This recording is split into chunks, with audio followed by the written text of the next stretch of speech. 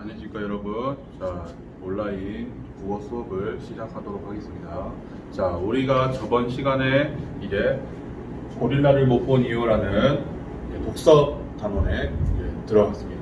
그래서 우리가 저번 시간에 이제 만약 공부해봤던 거는 이제 읽기 목적에 대해서 생각을 해보고 새로운 정보를 얻기 위해 또는 문제 해결을 위해 또는 친구들과의 타인과의 관계 형성을 위해, 관계 유지를 위해 또는 심리적인 즐거움을 찾기 위해 글을 읽는다라고 했습니다. 그래서 다양한 이러한 읽기 목적이 있고 그 읽기 목적에 맞는 적합한 효율적인, 효과적인 읽기 방법들이 또는 읽기 전략들이 있다라고 수업 시간에 설명을 드렸었죠.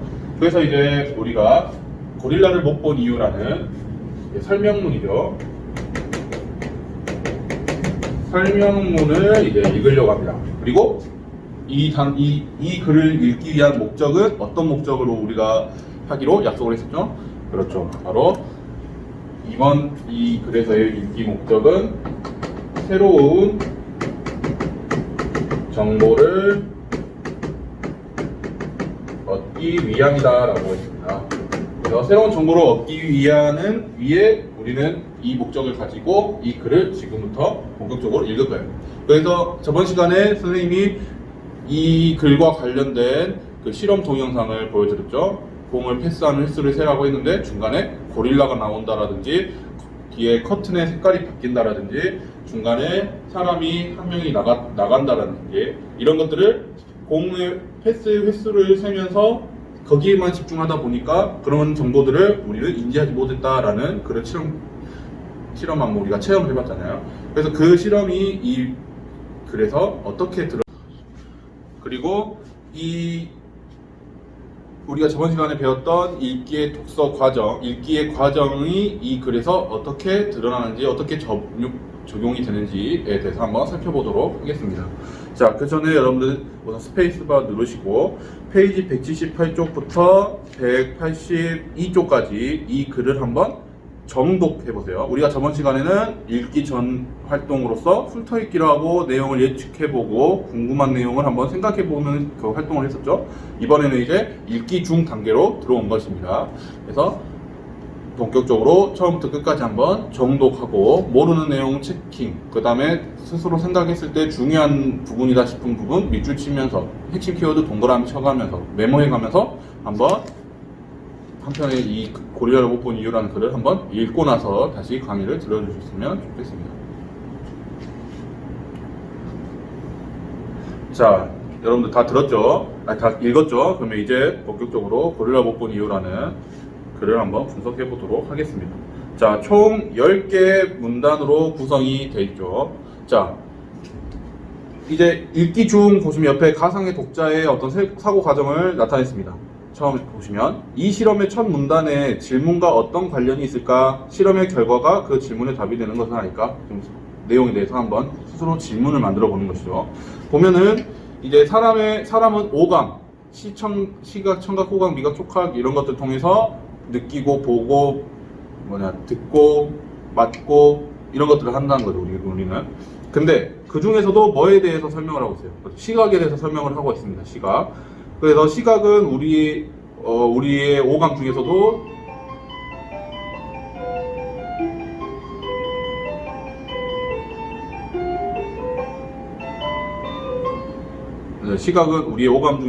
가장 중요한 능력 중에 하나다라고 지금 설명을 하고 있습니다. 그런데 과연 눈으로 보는 정보들은 다 믿을 수 있는 것일까?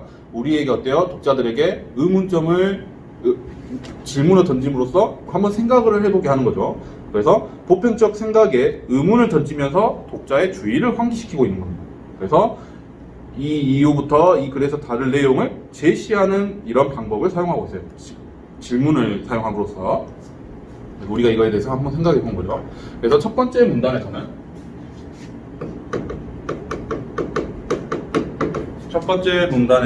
시각 정보에 대한 의문 제기.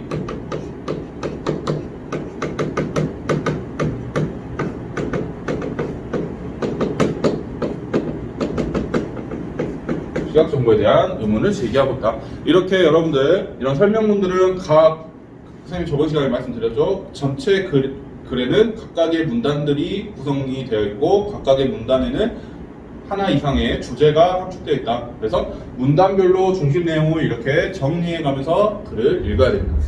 그래서 첫 번째 문단은 시각 정보에 대한 어떤 의문점을 지금 제시하고 있고, 그 다음에 두 번째 문단하고 두 번째 문단을 보시면 어때요? 뭐에 대해 설명합니까? 우리가 저번 시간에 봤던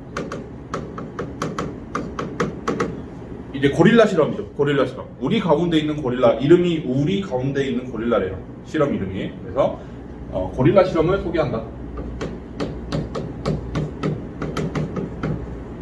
고릴라 실험 소개가 중심 내용이 되겠죠. 이 문단에서. 그래서 우리가 봤던 그 실험의 어떤 과정들을 자세하게 드러내고 있습니다.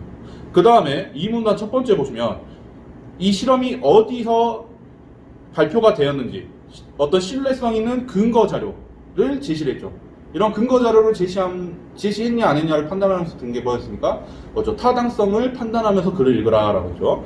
그래서 보시면 구체적으로 1999년도에 신경과학 분야의 국제학술지인 퍼셉션이라는 잡지에 이 실험이 실렸다고 합니다. 그래서 어떤 신뢰성 있는 근거 자료를 제시하고 있다라고 볼 수 있죠.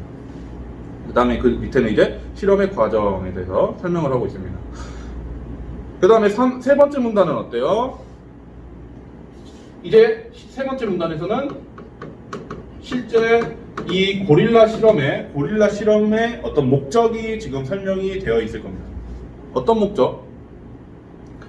사실 실험의 목적은 따로 있었다라고 이제 시작을 하죠. 그래서 실험 참가자들에게 보여준 동영상 중간에 고릴라를 못 본 거나 커튼의 색깔이 바뀐 거나 중간에 사람이 나간다거나 이런 것들을 우리가 인식하지 못했다. 그래서 자신이 재미있는 사실은 동영상을 본 사람들 중 절반은 고릴라 보았다는 사실을 전혀 인지하지 못했고, 다른 이런 사실들을 인지하지 못했다라고 설명을 하고 있습니다. 그래서 실험자가 자신을 놀리려고 다른 동영상을 보여준 것이 아니냐라는 의심을 하기도 하는 사람이 나올 만큼 이런 것들을 알아차지 못한 사람들이 많았다는 거죠. 그래서 도대체 왜 이들은 고릴라를 보지 못한 것일까? 라고 의문점을 또 던집니다. 그래서 질문을 던지고 이에 답하는 방식으로 내용을 계속 전개하고 있네요. 그래서 이 세 번째 문단은 고릴라 실험에서 어떤 바뀐 점을 또는 고릴라가 나타난 이런 것들을 인식하지 못한 사람들, 이렇게 정의를 하네요. 인식하지 못한 사람들. 그리고 왜 그럴까? 그래서 의문점을 가져야 됩니다. 그리고 실험의 목적은 뭐였어요? 패스 횟수를 맞추는 거였나요? 아니었죠. 실제 목적은 중간에 등장한 고릴라의 존재를 인식했느냐, 못했느냐, 그거를 이제 한번 테스트해보기 위함이었죠. 자, 그 다음 넘어가서 네 번째 문단에서는 이제 여기서 왜 사람들이 고릴라를 인식하지 못했나라는 의문에 대한 답을 제시합니다. 그 답 중에 하나가 뭐라고 지금 설명을 하고 있나요? 네 번째 문단에서. 그렇죠. 새로운 개념을 이제 제시를 합니다. 네 번째 문단에서 이제 뭐에 대한 개념을 설명해요? 우주의 맹시라는 단어가 나와요.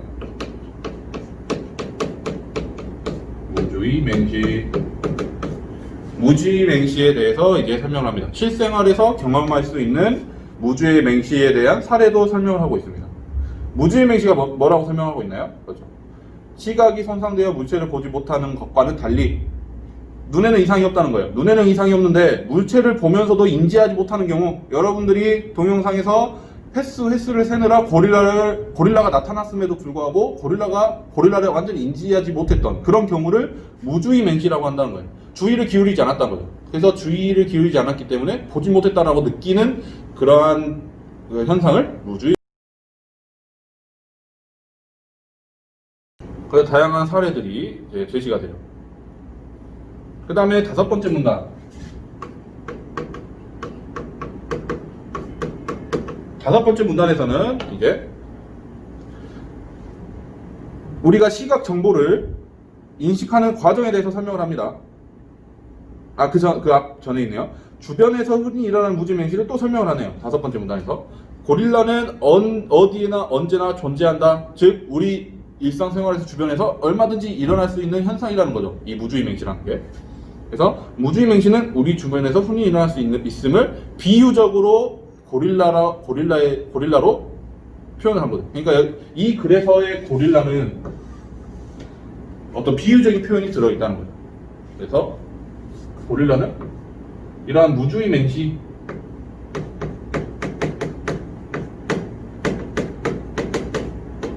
무주의맹시를 비유적으로 표현한 것이라고 했습니다. 비유적으로 표현한 거라고 볼 수 있습니다.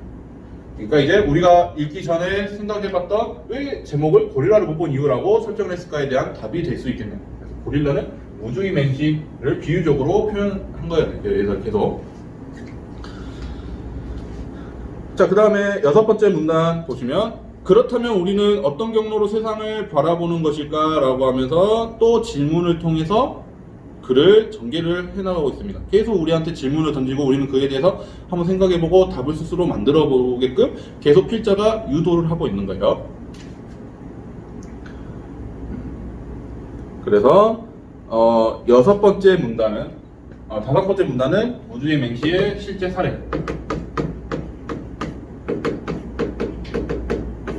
사례를 설명하고 있다고 볼 수 있고, 그 다음에 6번째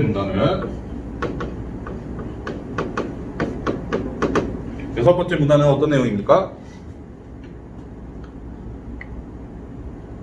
이제 우리가 시각 정보를 인식하는 과정에 대해서 설명을 하네요. 그래서 어떤 과정을 통해서 우리는 앞을 본다고 이야기를 하고 있습니까? 보시면 우선 눈동자가 있죠. 우선은 시각 정보를 받아들이는 과정, 시각 정보를 인식하는 과정.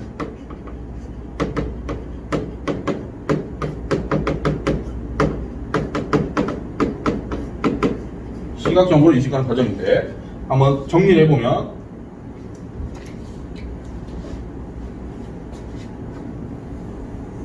이 시각 정보를 인식하는 과정은 첫 번째로 눈동자, 이게 빛이 사물에서 우리가 칠판을 본다고 하면 빛이 우선 칠판을 때립니다. 그러면은 이 초록색이라는 이 정보가 담긴 빛이 우리 눈동자로 들어오는 거죠.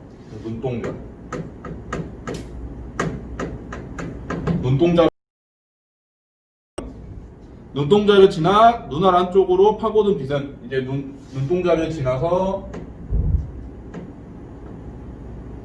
눈알 안쪽으로 이제 빛이 파고들었습니다. 빛이 듣고 나서 그 다음에 망막의 시각세포에 의해, 그러면 어디로 닿았던 거예요? 빛이 망막에 닿았던 거죠. 망막에 빛이 닿았습니다. 그리고 나서 망막에 있는 시각세포에 의해 망막의 시각세포에 닿고 시각세포가 그 다음에 빛이 전기적 신호로 바뀐답니다. 빛이 전기적 신호로 바뀐다. 그 다음 단계에서는 이 신호가 이제 시신경을 통해서 시신경을 따라서 뒤통수 뒤에, 우리 뒤통수 뒤에 위치한 시각피질이라는 곳으로 도착을 하면서 우리가 그때서야 이 칠판은 초록색의 칠판이구나 하는 거를 이제 인식하게 된다는 거예요. 시각피질.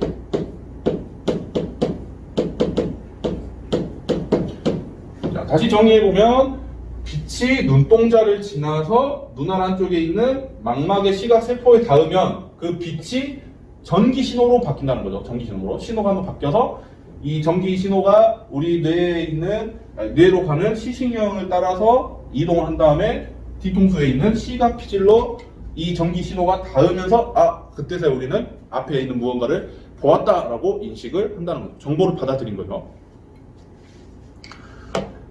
그래서 이런 과정들을 6번째 문단에서 설명을 하고 있고, 그 다음에 7번째 문단에서는 뭐에 설명합니까? 이제 이 도착한 시각 피질은 다양한 영역을 관장하고 있다고 설명을 하고 있죠. 그래서 시각 피질의 영역별 역할이라고 볼 수 있네요. 7번째 문단은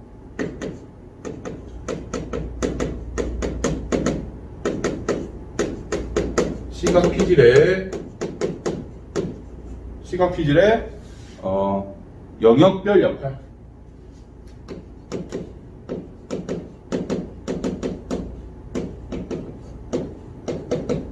시각 피질은 하나의 덩어리가 아니라 그 시각 피질이 한 덩어리 안에도 다양한 영역으로 또 나뉘어져 가지고 각각의 역할을 수행을 한다는 겁니다. 그래서 지금 글에 보시면 약 30개의 영역으로 구성된 복합적인 영역이고, 뭐 V1, V2, V3 뭐 다양한 이 부분에서 이 각각의 시각 정보의 각각의 정보를 이제 받아들이는 그런 역할을 하고, 그게 이제 합쳐져서 하나의 시각 정보가 된다는 거죠.